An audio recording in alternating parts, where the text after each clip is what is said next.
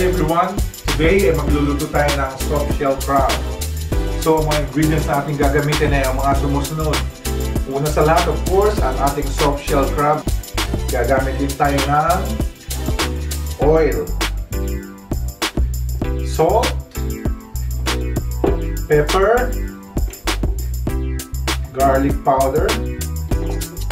Kung gusto mo spicy, cayenne pepper, smoked paprika,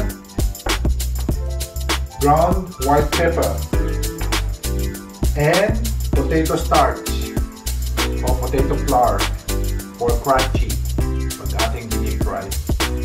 So itong soft shell crab, minahid ko siya kanina ng mga ingredients na nabanggit, at ngayon dadagdagan ko pa siya ng potato flour, so para maging more crispier, para maging malutong siya lalo.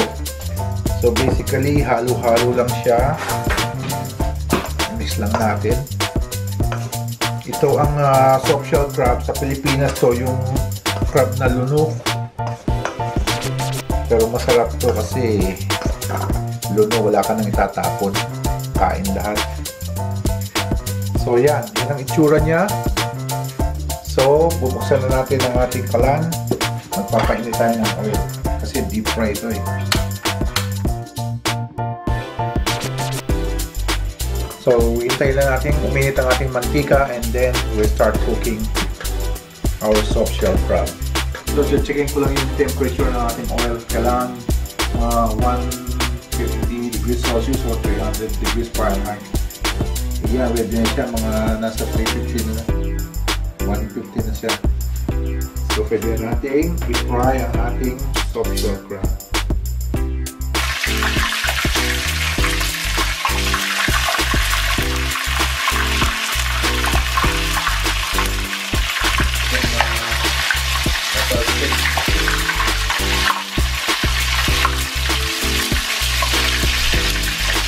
Mabilisan siya maluto.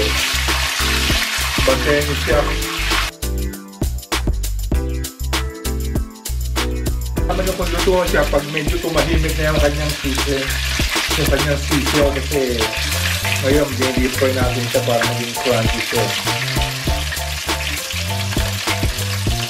So yeah, pag humina na yung season niya, ibig sabihin luto na siya.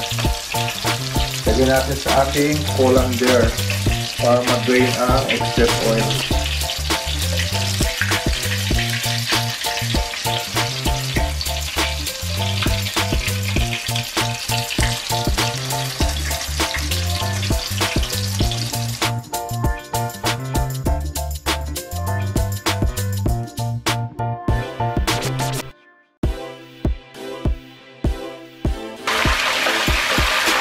Oh, very nice. Tayin lang natin siya. Kasi mabilis lang kung maluto eh. Kailangan mabilis ka kung ilit-dito.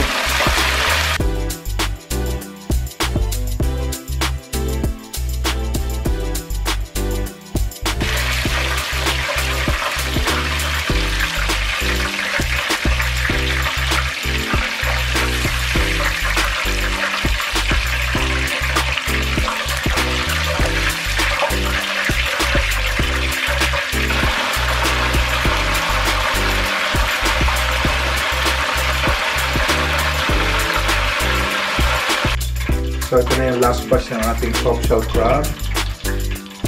So fry ulit.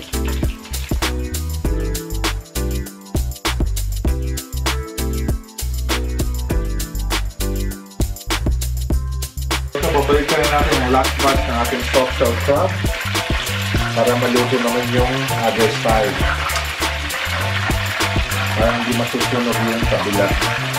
Kailangan balance ang ating pag-fry. So, malapit na. Gagawa tayo ng ating sausawan. Dalawang klaseng sausawan ng ating gagawin. Gagawa tayo ng vinegar, dipping sauce, at saka wasabi mayo, dipping sauce. So, basically, yun lang. Chop mo lang yung onion sa ating vinegar. Apple style of vinegar para masarap siya. cloves of garlic.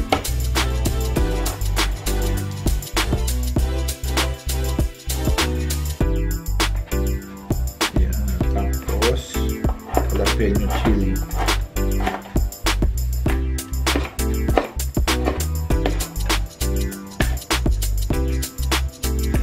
Oh.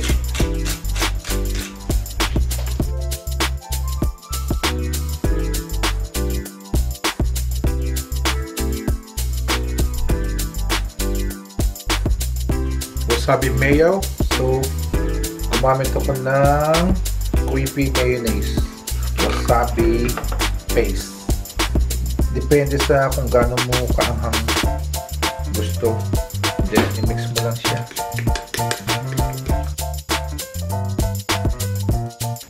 So, yan. Yan. Ito na ang ating finished product ng ating soft shell crab with 2 dipping sauce, vinegar, and wasabi mayo. So, tikiman portion, titikman na natin ang ating finished product na soft shell crab.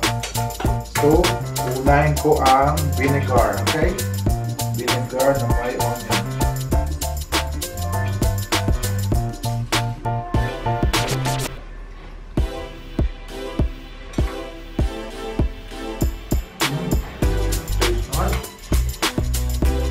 Ngayon naman, try naman natin ang wasabi mayo dipping sauce.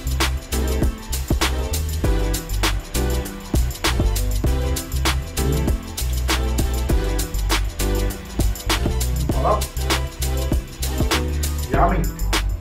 So thank you for watching today in our video and see you next time. Bye!